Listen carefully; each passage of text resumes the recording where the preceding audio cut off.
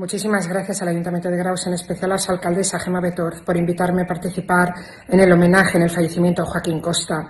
Hay una frase que mi abuelo José María Uset repetía muchísimo de Costa y que le cantaba, y que es la siguiente: lo que interesa de mí, si es que algo puede interesar, es lo que he hecho y lo que he escrito. Y eso, si las gentes lo conocen, no hace falta que se lo recuerde. Y si no lo conocen, será que no vale la pena, y entonces tampoco parece justificado que se le recuerde. El estado moral del país de 1898 impulsa toda una literatura, denominada regeneracionista, que critica el conformismo, la retórica hueca, la ignorancia y la corrupción de los partidos. Propone, en cambio, que España se sacuda de la abulia y la pasividad y ponga su fe en la educación, en el espiritualismo laico, en el progreso y en el futuro, es decir, se acerque a los ideales de una Europa abierta y libre. Entre todos estos hombres se distingue Joaquín Costa, que buscó la renovación por vías de una política avanzada, incluso revolucionaria. Atacó el caciquismo, replanteó la reforma agraria y acometió a cuantos hablaban y escribían con la retórica fácil sobre la libertad, porque vieron que la libertad sin garbanzos no es libertad, y por tanto que el que tiene el estómago dependiente de ajenas despensas no puede hacer lo que quiere, no puede pensar lo que quiere y no puede el día de las elecciones votar a quien quiere.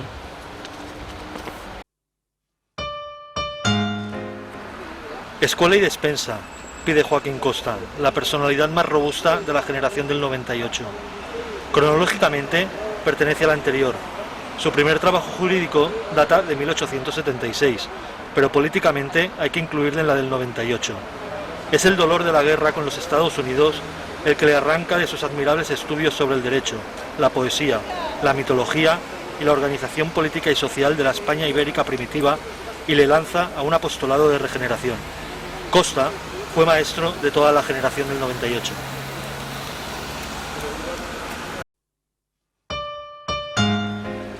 Joaquín Costa nació en Monzón, pueblo de la provincia de Huesca, el 14 de septiembre de 1846. Hijo de una familia de humildes labradores, su infancia y juventud transcurrieron agobiadas por la más extrema pobreza, teniendo que pagarse sus estudios con su corto salario de albañil.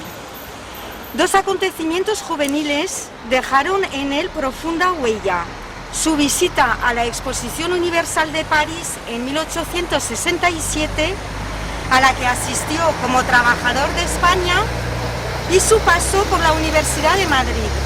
Allí se vinculó al grupo krausista mientras preparaba los doctorados en Filosofía y Letras y en Derecho.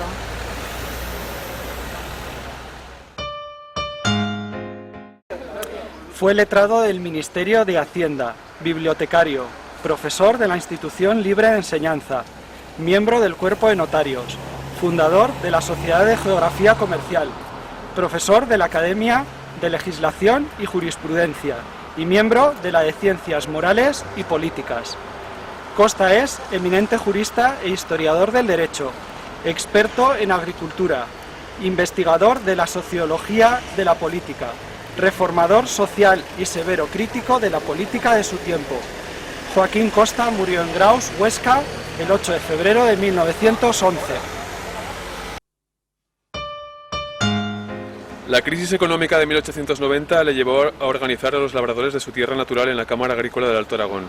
En el año 1899 se formó la Liga Nacional de Productores, que se unió un año más tarde con la Asamblea de las Cámaras de Comercio, creándose la Unión Nacional. Los grupos reunidos en la Unión Nacional dieron su base al llamado regeneracionismo. Sin embargo, el hecho de haber evitado convertirse en partido político esterilizó sus esfuerzos renovadores. Desengañado por este fracaso, Costa todavía incorporó a sus seguidores de las cámaras agrícolas del Alto Aragón al intento de la Unión Republicana forjada en 1903. Aunque llegó a ser diputado, desalentado y pesimista, no llegó a pisar las Cortes, retirándose solo y amargado al Alto Aragón, de donde únicamente salió para atacar la ley contra el terrorismo que pretendía proclamar el gobierno Maura. La palabra de Costa, oral o escrita, cuando flagela, tiene acentos de profeta bíblico. su prosa política es de antología. Sus fórmulas son sencillas, pero clarividentes. En una de ellas, Reconstitución y Europeización de España, título de uno de sus libros, de 1900, resume su más ambicioso programa político. Por europeización entiende predominantemente transformación del espacio físico económico de España, repoblación forestal, canales y pantanos, regadíos, en suma, revolución de la agricultura y de toda la producción. Quiere que España sea rica para todos antes de pensar en repartir la miseria común. En otra obra suya, Oligarquía y Caciquismo, como la forma actual de gobierno en España, una memoria presentada y discutida en el Ateneo de Madrid por los demás notables pensadores y políticos de la época, entre ellos Unamuno, Cajal, Pardo Bazán, Azcárate, Bullaipi y Margal, Costa escribía: la primera sorpresa que nos aguarda en este respecto, la historia política de España, es la absoluta ineficacia de la Revolución de 1868, que hayan resultado defraudadas las esperanzas que hizo concebir, que haya sobrevivido el Estado anterior a ella. Esta obra contribuyó de manera fundamental a modificar los términos en que se planteaba el llamado problema de España. El problema de las élites o minorías selectas, que luego encontraremos en Ortega y Gasset, está en Costa. España es el gobierno y dirección de los mejores por los peores. Violación torpe de la ley natural. Es una selección darwiniana al revés y de origen remoto. Refiriéndose a la Revolución Francesa, dice que en España esa revolución está todavía por hacer. Mientras quede en pie esa forma de gobierno por los peores, no seremos, ni con monarquía ni con república, una nación libre, digna de llamarse europea. El remedio no está en hacer leyes sobre el papel, hacen falta actos. Costa pide una política quirúrgica que pueble de lévitas, uniformes y togas los presidios de África. Esa política requiere un cirujano de hierro, especie de héroe carliliano que ha de sacar a la nación del cautiverio en que gime y desencantar la libertad, porque eso que toma por libertad es cabalmente el suelo donde se rehace y cobra fuerzas el anteo de la oligarquía.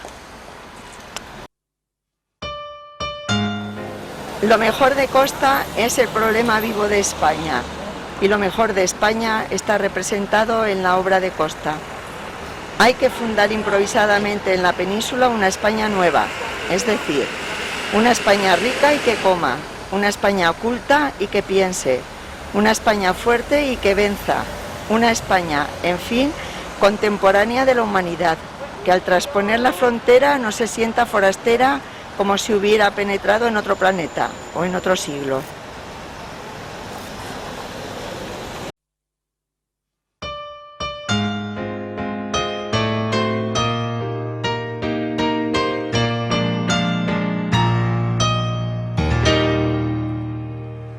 Gloria a ti, fiero león de nuestra ruda montaña. Gloria a ti, gloria a ti, gloria a ti, fiel de España, mente y verbo de Aragón. Gloria a ti, fiero león de nuestra ruda montaña. Gloria a ti. Gloria a ti.